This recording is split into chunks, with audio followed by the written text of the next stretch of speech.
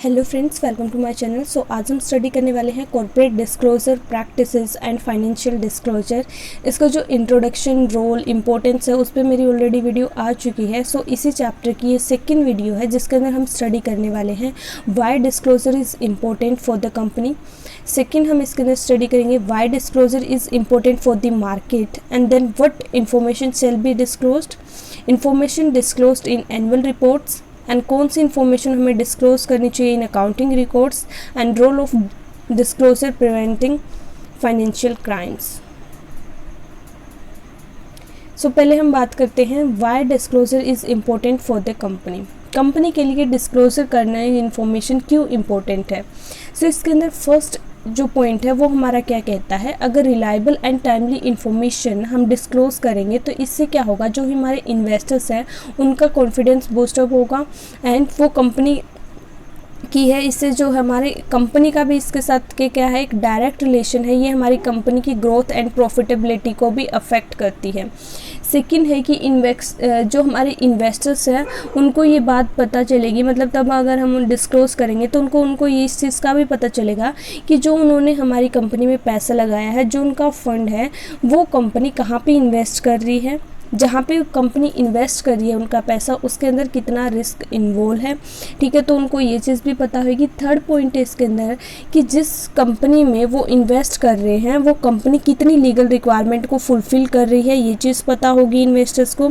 इसके अंदर फिर हमारा फोर्थ पॉइंट क्या आएगा कि डिस्क्लोजर हमारी हेल्प करता है पब्लिक अंडरस्टैंडिंग में, कि जो भी हमारे इन्वेस्टर्स हैं या फिर जो भी हमारे पोटेंशियल इन्वेस्टर हैं वो जान सकते हैं कि कंपनी कैसी है, कंपनी की जो कुछ कंपनी की पॉलिसीज़ कैसी है, कैसे वो फॉलो कर रही है, फाइनेंशियल पोजीशन क्या है, एथिकल स्टैंडर्ड को कंपनी कैसे फॉलो कर रही है। तो ये सारी चीज़ें हैं जो पब्लिक है वो कंपनी के बारे में जान सकती है। जो भी हमारे इन्वेस्टर्स है या फिर जो भी हमारे पोटेंशियल इन्वेस्टर जो फ्यूचर में हमारी कंपनी में पैसा इन्वेस्ट करने वाले हैं उनके लिए भी ये हेल्पफुल होगी।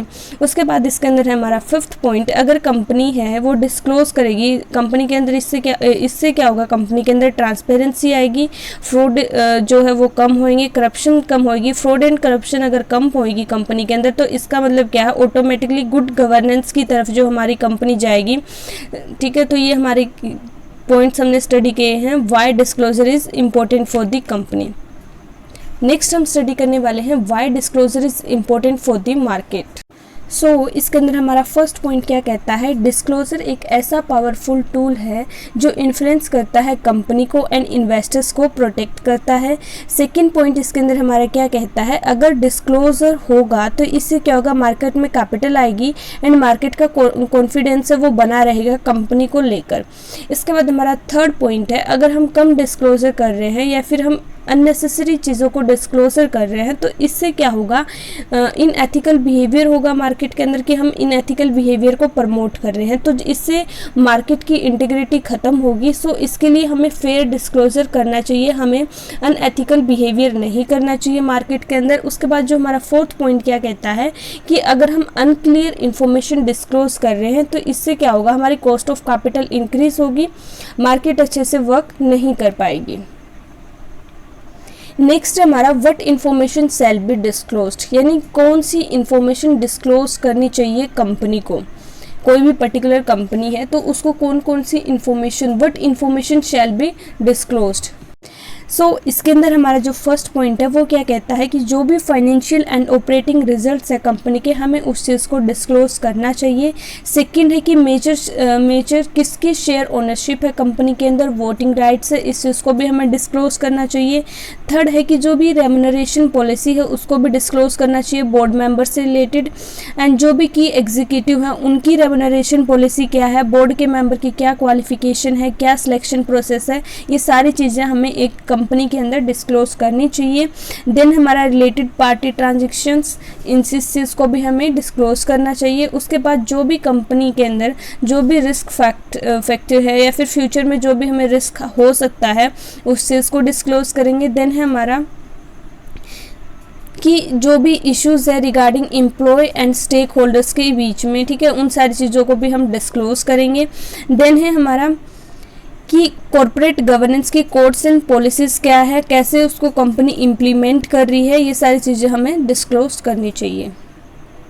सो नेक्स्ट है हमारा information disclosed in annual reports, यानी एनुअल रिपोर्ट्स में हमें क्या क्या इंफॉर्मेशन डिस्क्लोज करनी चाहिए।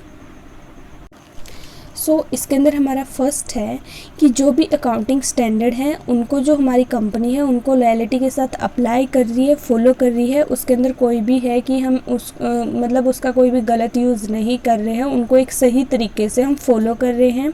उसके अंदर हमारा सेकंड पॉइंट है कि जो भी हमारी अकाउंटिंग पॉलिसीज़ हैं उनको हम एक अप्रोप्रिएट बेसिस पे लगातार यूज़ कर रहे हैं कंपनी के अंदर, इस चीज़ को भी हम एनुअल रिपोर्ट्स में डिस्क्लोज़ करेंगे। देन है हमारा थर्ड कि जो हमारे अकाउंटिंग रिकॉर्ड है वो एडिक्वेट मेंटेन करके रखना चाहिए एंड इंटरनल कंट्रोल का इफेक्टिव सिस्टम होना चाहिए। देन है हमारा फोर्थ कि डायरेक्टर्स की रिस्पॉन्सिबिलिटी है कि वो फाइनेंशियल स्टेटमेंट को प्रिपेयर करें एंड फेयरली उसमें जो है हमारी स्टेट ऑफ अफेयर्स लिखे कंपनी के बारे में सारे। देन है हमारा कि ये ऑडिटर की रिस्पॉन्सिबिलिटी है कि वो फाइनेंशियल स्टेटमेंट पे भी रिपोर्टिंग करें कि जो भी उसने रिपोर्ट दी है उसे डिस्क्लोज करना है। देन हमारा 6 पॉइंट कि जो भी स्टॉक ऑप्शन एक्टिविटी है उस पर जो है डिटेल रिपोर्ट होनी चाहिए। अगर कोई भी स्टॉक ऑप्शन आउटस्टैंडिंग है, ग्रांटेड है या फिर फॉरफिटेड है या फिर एक्सपायर्ड है, ये सारी जितनी भी डिटेल है स्टॉक ऑप्शन से रिलेटेड ये है एनुअल रिपोर्ट्स के अंदर हमें डिस्क्लोज करनी है। देन है हमारा नेक्स्ट पॉइंट कि जो भी बोर्ड मेंबर हैं, जो भी हमारे CEO है, जितने भी हमारे एग्जीक्यूटिव ऑफिसर्स हैं, उनकी परफॉर्मेंस उनको इवेलुएट करना, उनके लिए उस चीज़ के लिए हमने प्रॉपर एक सिस्टम को फॉलो करना है एंड जितने भी बोर्ड मेंबर्स हैं उनकी रेम्यूनरेशन की फुल जो है डिटेल हम डिस्क्लोज करेंगे एनुअल रिपोर्ट्स में। नेक्स्ट है हमारा इंफॉर्मेशन डिस्क्लोज्ड इन अकाउंटिंग रिकॉर्ड्स। इससे पहले इसके अंदर कुछ पॉइंट्स और आएंगे कि जो हम डिस्क्लोजर कर रहे हैं उसके लिए जो प्रॉपर हमें कैसे उसको डिस्क्लोज करना चाहिए, डिस्क्लोज करते हुए किन किन बातों का हमें ध्यान रखना चाहिए। फर्स्ट है कि हमारा जो भी हम इंफॉर्मेशन डिस्क्लोज कर रहे हैं वो ट्रू होनी चाहिए, अकाउंटिंग ट्रांसपेरेंसी होनी चाहिए। सेकंड है कि जो भी हमारी कंपनी के एम्प्लॉयज़ हैं उनको कोऑपरेट करना चाहिए कि जो वो टाइमली बुक्स ऑफ अकाउंट्स में एंट्रीज करे, अपनी टाइम पे वो रजिस्ट्रेशन करवाए जिससे हमारा काम है वो डिले ना हो।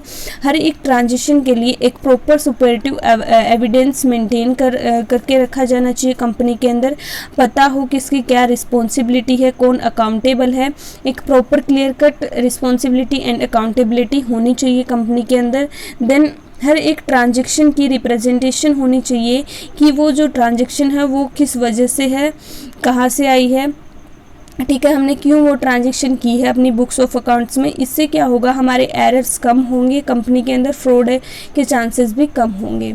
हर एक रिकॉर्ड ऐसा होना चाहिए कि जो हमारी बुक्स ऑफ अकाउंट्स में रिकॉर्ड कर रहा हो कि वो सपोर्ट करे एविडेंस को, कि हमें पता हो कि जो भी हमने ये ट्रांजैक्शन करी है वो इस वजह से करी है।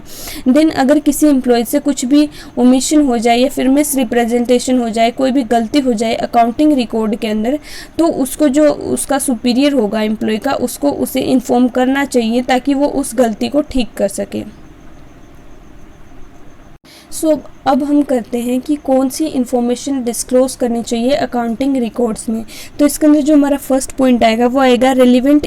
जो भी इन्फॉर्मेशन हम डिस्क्लोज कर रहे हैं वो इन्फॉर्मेशन रेलिवेंट होनी चाहिए एंड जो भी कंपनी की जो प्राइवेट इन्फॉर्मेशन है उसको हमने डिस्क्लोज नहीं करना। जो भी कंपनी के सीक्रेट्स हैं हमने उनको यहाँ पर डिस्क्लोज नहीं करना है, हमने मैक्सिमम डिस्क्लोज नहीं करना, हमने ऑप्टिमम डिस्क्लोज करना है कि जो भी रिक्वायरमेंट है हम सिर्फ उतना ही डिस्क्लोज करेंगे। देन है हमारा सेकंड पॉइंट कि रेलिवेंट इन्फॉर्मेशन डिस्क्लोज करने से पहले हमें ये पता होना चाहिए कि जो भी हमारे स्टेक होल्डर्स हैं उनका क्या मोटिव है, कि जो उन्होंने किस काइंड के शेयर्स हैं जो वो ले रखे हैं, इक्विटी लिए हुए हैं या फिर प्रेफरेंस लिए हुए हैं, एंड उसके अकॉर्डिंग ही हम रेलिवेंस सेट करेंगे कि जो हमारा रेलिवेंट इन्फॉर्मेशन कौन सी है, कौन सी इन्फॉर्मेशन हमने जो है डिस्क्लोज करनी चाहिए। एंड ये भी इम्पोर्टेंट होगा कि जो हमारी स्ट्रेटेजिक प्रायोरिटीज़ हैं उसके बेसिस पे हम डिग्री ऑफ डिस्क्लोजर सेट करेंगे, ठीक है। नेक्स्ट है हमारा role of disclosure preventing financial crimes. Role of disclosure preventing financial crimes हमें क्या कहता है, ये डिस्क्लोजर है जो क्या रोल है इसका फाइनेंशियल क्राइसिस का रोकने में। तो फर्स्ट है हमारा यहाँ पे डिस्क्लोजर होता है, तो इससे क्या होता है कंपनी के अंदर ट्रांसपेरेंसी आती है।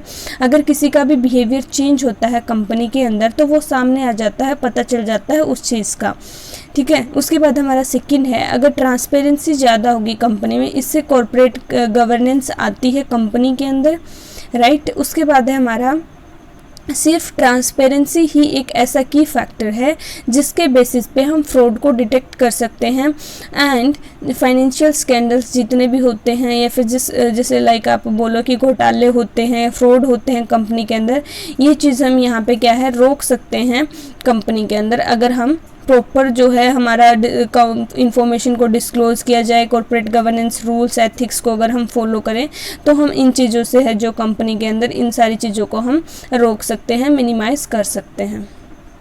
सो आज की वीडियो में इतना ही। Thank you so much for watching. Please like share and subscribe. Have a good day.